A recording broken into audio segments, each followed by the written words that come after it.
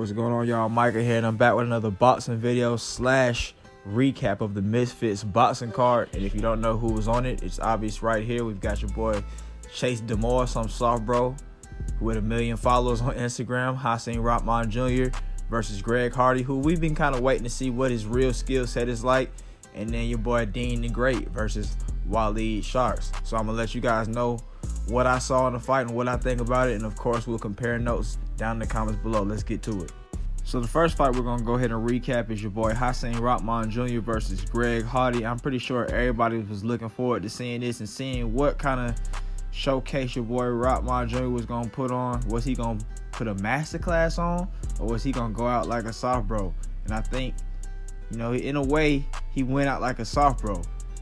First, let's go ahead and note that your boy Greg Hardy is 320 pounds compared to Rahman Jr.'s 226. That's crazy. That is a crazy advantage. Could you imagine fighting somebody 100 pounds bigger than you? That's crazy. It seemed like a lot when you fight somebody 20 pounds bigger than you, but 100 pounds, that's outrageous. And I thought it was pretty funny, man. Some dude that was been recently commenting on my video, some Latino, Mexican dude, I don't know, man. It's kind of funny. I've been getting a lot of hate and racism from the Latino Mexican community lately, man. I'm kind of disappointed in y'all, man. If you ain't one of them guys, then you shouldn't be hit about it. But I'm talking about a specific group of guys, man. So some dude hit me up talking about something. Yeah, Hasim Rahman lost yesterday. You gonna do a video about it? It's like, bro, why are you so happy about it, bro? You don't even get this one by extension because Greg Hardy's a black dude, bro. Me and Greg Hardy are like the same skin color, so get the hell out of here, bro. But anyway, man, let's go ahead and get into it. So in the first round, Hasim Rahman started off really well. I thought he was doing everything he needed to do. He was moving his feet. He was sticking and moving. He was stopping his momentum by doing shoulder charges to the body. And he was touching them really good. Wasn't sitting on the ropes, none of that kind of stuff. The first round, easy, clean, Hasim Rahman. But then it was like second round, something, I don't know if he felt them punches was just taking a toll on him or something like that. His feet got heavy because the conditioning was sorry. But then he started waiting around on the ropes for a 320-pound man to punch on you. Regardless of if you're blocking or not, you do not wait on the ropes for a 320-pound man to punch on you. Anybody who's bigger than you or more powerful than you, you never sit on the ropes and wait on them to punch you. That is a recipe for disaster. So he did that. He got touched on real bad, even got his mouthpiece took out. He got it took out by force by Greg Hardy. Then after that, he just kind of lost all juice. He stopped moving his feet. He started slipping on the ropes. He started making poor decisions with his punches and his combinations. He threw some sloppy overhand with no zing to it, no zest to it. It was like an overhand slash right hook or something like that. He stood straight up, head all up in the air, chin not tucked. He threw it. Greg Hardy could see it from a year. Anybody could see that thing from a year. He perfectly countered it, hit him with his own right hand right after that, sent him to the canvas, had him looking real silly out there. After that, it was just kind of more of the same. Hasim Rahman going and constantly getting on the corner or getting on the ropes and getting wailed on by Greg Hardy. I thought he was going to get finished, but he didn't get finished. I think that when you fight somebody big, you need to enact the no ropes initiative. Goddamn, there should be no type of sitting on the ropes whatsoever. Everything that you've trained for within these 8 weeks of training camp needs to all be condensed into this 4 rounds of fighting. All the running, all the conditioning, all the different mitt work, all that's going to come into that. And I'm not going to get tired. I'm going to put on a masterclass here because there's no reason why Hasim Rahman should have gotten beat by Greg Hardy, regardless of if Greg Hardy's big or not. You fight in the heavyweight division, you know what's up with it, bro. You should have been out here like you did in the first round. In the first round, you were moving your feet constantly. Your head movement was on point. Your punch selection was on point. You were stopping his momentum by charging him in the shoulders or charging him with your shoulder and his stomach.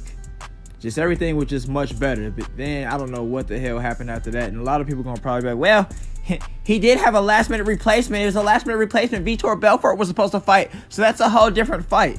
And it's not that big of a difference, bro. And if you're somebody who's ever fought in the amateur ranks, bro, you know all the time, bro. You don't get no time to sit there and game plan about an opponent. You might even get your opponent switched out last minute because somebody no-showed or somebody's weight wasn't right or anything. They might have showed you one different thing at the scale.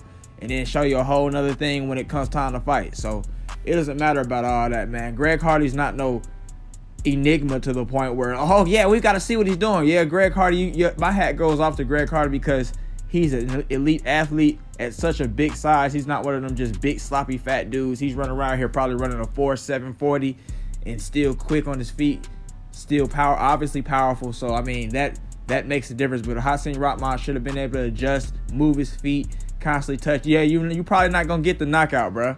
But we don't want to get that. We want to get the win. Now you sitting up looking like a bum with a stain on your record. And everybody's going to be like, oh, yeah, Jake can beat him. Jake can beat him. I mean, Jake probably could beat him because his confidence is going to be in the dumps after this. You already lost to one white dude, Tommy Morrison Sr., or I don't know what the hell his name is, McKenzie. You lost to him. Now you losing to this guy.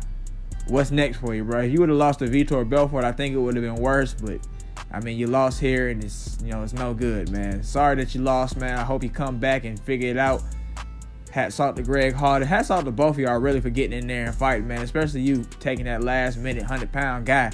But still, you don't really get no credit for not cracking the code. Let's go to the next fight.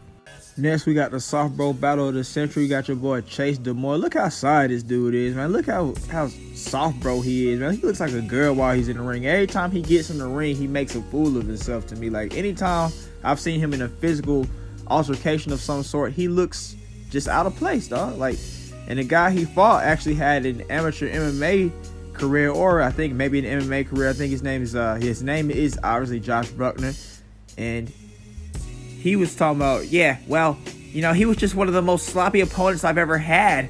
And I was just like, bro, shut the hell up. All these guys are sloppy, because I didn't know that he had fought before. But, bro, when I came back and looked at them highlights, bro, this guy was sloppy as hell.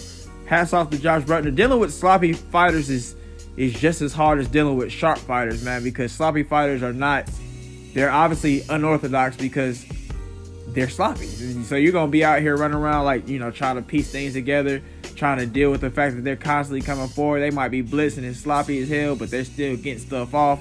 You can't hardly hit them because they're moving and running away. So hats off to Josh Brueckner for going ahead and cleaning up soft bro chasedemoor. Let's go ahead and look at these highlights, man, and see what the hell's going on, man. This dude chasedemoor, he's pathetic, man. Let's go. Come here, Josh. Come here, Josh. Come here, I'm gonna get you.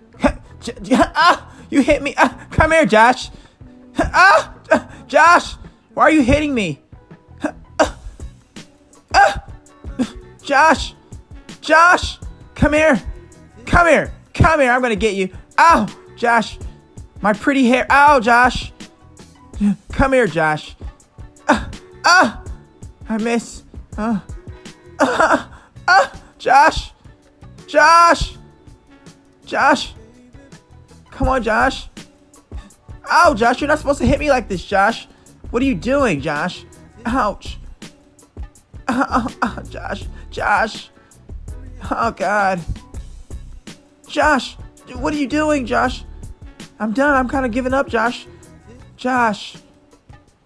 I quit, coach. I quit. So that's basically what happened with that fight right there. Nothing to pick out of there that was any good at all. It was just a stink fest by your boy chasedemoor. At least Josh Brueckner tried. And you see chasedemoor even quit at the end because he was just too goddamn sorry. Let's go to the next one. Next, we have what I think was probably the most entertaining fight on the card, man. Dean the Great versus Waleed Sharks. And I think it was entertaining because, there were knockdowns. It wasn't too long. Wasn't way too short. It had a nice come back and forth kind of thing. And I think you'll like the result. So go ahead and check that out if you want to. But my boy Dean, brother Dean, my young brother Dean, you got some work to do, goddamn. Like Ronald Isley say, I got work to do. You got some work to do, bro. You was in there getting touched up by Waleed Sharks. Shout out to Waleed Sharks, man. I didn't know he had some skill like that, man, because he was in there beating Dean to the punch. He was seeming faster than Dean. Everything. He even had Dean on skates a couple, 2-3 times, man. Dean got knocked down. The ref gave him a corrupt ref, no knockdown.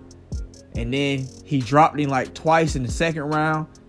But then Dean came back. He had a little resolve to him. Dean came back and knocked out Waleed Sharks at the end. So Waleed, you need a little work too, goddamn. You need to goddamn move your head. You was getting a little too big for your britches after them first couple rounds because, you know, you thought you had Dean up out of there.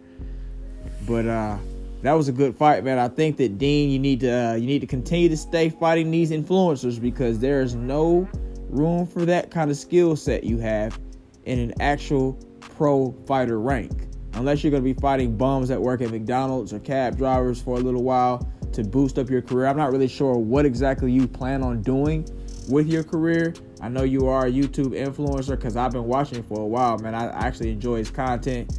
You're one of the few guys that I think has good charisma and, you know, actually talks about the boxing and stuff like that. So it's not just some like soft bro trying to come in there and, you know, piggyback off of what all the real boxers have been doing for years and come in there and just make money off of it. But yeah, man, you need some work, dog. You need a little bit of work, man. You looking like you was at the beginning of your YouTube career, man. When you was sparring them little random jokers, they'd be kind of touching you a little bit. I'd be like, I thought Danny Gray was good, but he was kind of getting touched. But then, you know, you start getting better. But right here, you was getting touched a little too much, bro. You need some work. You need some milk a little bit too in there, goddamn. But yeah, man, that was the best fight on the card. Y'all let me know what y'all think about this here card. If you watched it, if you watched up to this point, thanks for watching. Also, have a great day, and I'll see y'all next time.